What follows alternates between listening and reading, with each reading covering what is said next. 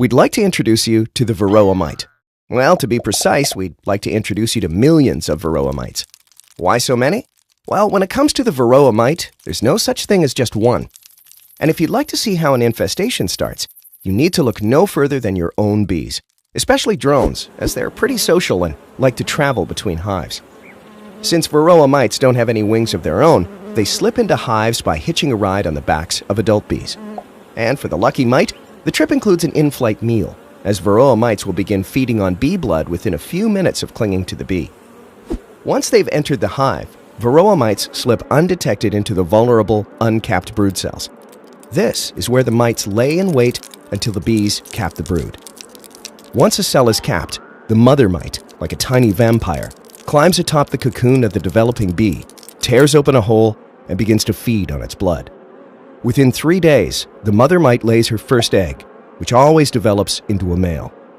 Then, she lays one female egg every 30 hours over the next week or so in her newly acquired home under the brood cap. And as each of these female mites mature, they mate with their brother. By the time the baby bee develops and leaves its infested cell, as many as 3 fertilized mites will emerge with it, and the cycle continues. Using this strategy, the varroa mite population can grow as fast as the bee population it feeds on. But when summer ends and the bee population declines, the hive is left with a huge mite population, and that's dangerous. Too many mites in a hive will overwhelm and kill entire bee colonies. So what does that mean for everyone's favorite insect, the honeybee?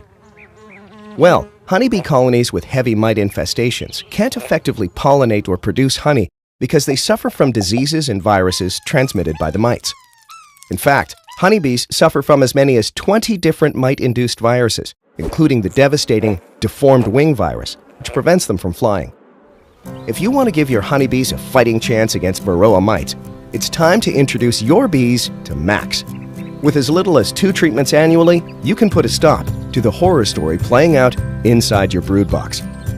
Apply a spring treatment to protect bees for the honey flow and another in the early fall, so the cluster is healthy and strong going into winter. Max kills mites where they reproduce, under the brood cap. And regular use of Max will protect your colonies year-round. To learn more about Max, the certified organic varroa mite treatment, watch the Max application video here. Connect with Nod and beekeepers around the world by following us on Twitter and Facebook.